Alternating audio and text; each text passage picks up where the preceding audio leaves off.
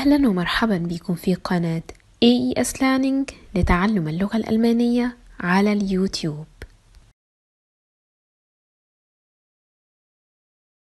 والنهاردة هنتكلم عن درس مهم جدا في اللغة الألمانية وهو روابط الوصل Die Konnektoren.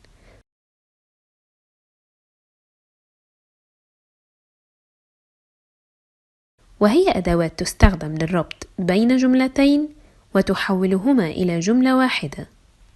وتأتي روابط الوصل على عدة أشكال في اللغة الألمانية. أولاً، روابط ليس لها تأثير في ترتيب الجملة الطبيعي وتحتل مكان. ثانياً، روابط تحتل مكان واحد في الجملة ويأتي بعدها الفعل مصرف مباشرة.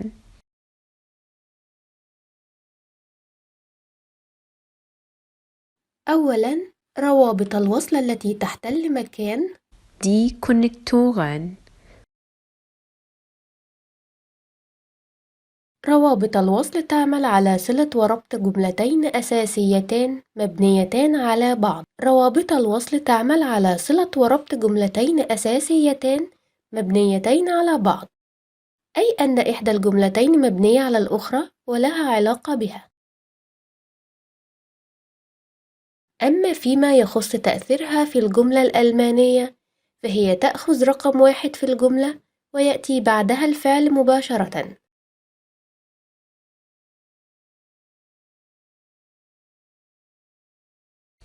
والرابط اللي هنتكلم عليه اليوم هو außerdem، والذي يأتي بمعنى علاوة على ذلك، ويستخدم عندما يأتي أمر مبني على آخر في الجملة.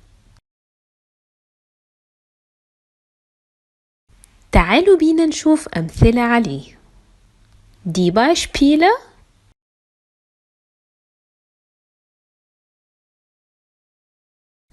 Ich habe morgen eine Prüfung, außerdem muss ich jetzt studieren.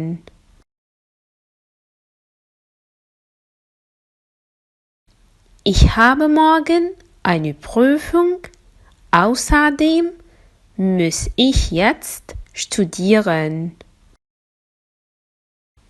لدي امتحان غدا، علاوة على ذلك يجب أن أذاكر. إذن كما نرى هنا الجملتين مترتبان على بعضهما البعض. لدي امتحان، وعلاوة على ذلك الأمر يجب أن يذاكر.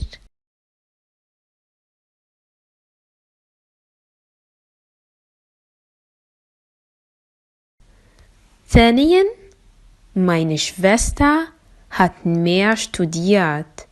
Außerdem besteht sie die Prüfung.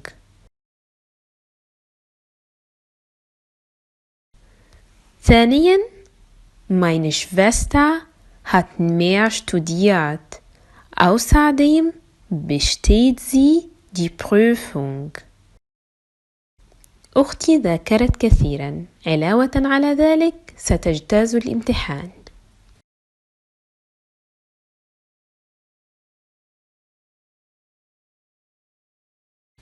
Karen ist krank. Außerdem bleibt ihr ins Bett. Karen ist krank. Außerdem bleibt ihr ins Bett.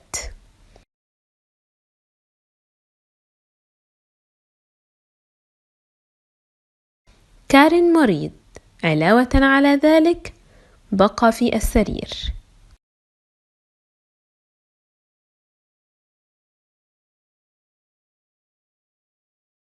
والنهاردة هنتكلم عن درس مهم جدا في اللغة الألمانية وهو روابط الوصل Die Konnektoren.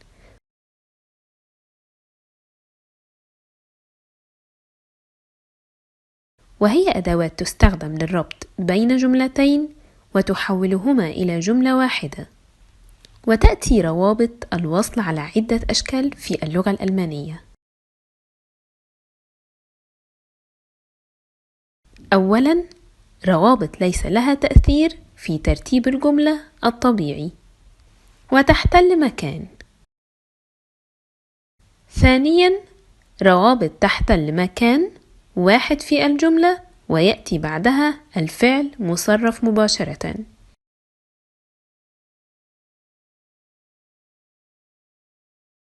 أولاً، روابط الوصل التي تحتل مكان die Konnektoren. روابط الوصل تعمل على صلة وربط جملتين أساسيتان مبنيتان على بعض. روابط الوصل تعمل على صلة وربط جملتين أساسيتان مبنيتين على بعض، أي أن إحدى الجملتين مبنية على الأخرى ولها علاقة بها. أما فيما يخص تأثيرها في الجملة الألمانية، فهي تأخذ رقم واحد في الجملة ويأتي بعدها الفعل مباشرة.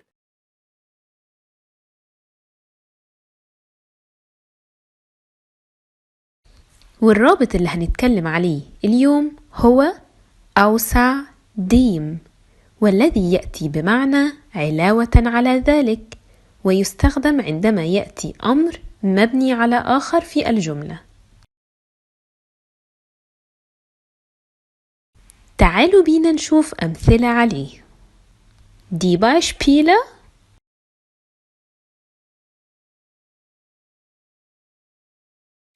Ich habe morgen eine Prüfung, außerdem muss ich jetzt studieren.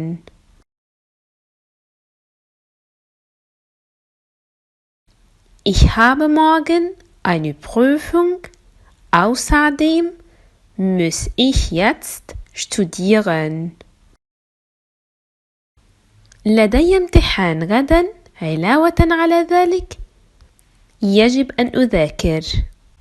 إذن كما نرى هنا الجملتين مترتبان على بعضهما البعض، لدي امتحان وعلاوة على ذلك الأمر يجب أن يذاكر.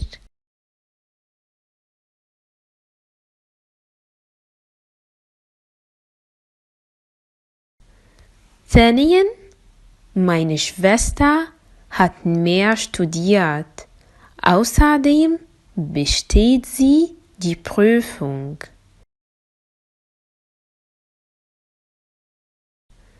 ثانياً، meine Schwester hat mehr studiert. Außerdem besteht sie die Prüfung. أختي ذاكرت كثيراً، علاوة على ذلك ستجتاز الامتحان.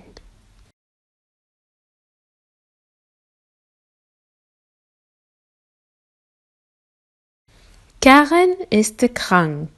Außerdem bleibt ihr ins Bett.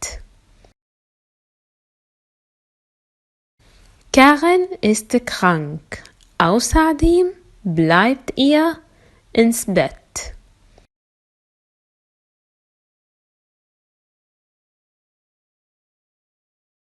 كارين مريض، علاوة على ذلك بقى في السرير.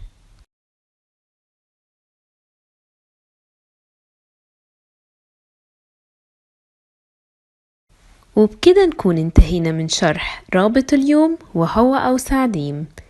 ما تنسوش ترجعوا لدروس الروابط السابقة وتابعونا في المزيد من الدروس.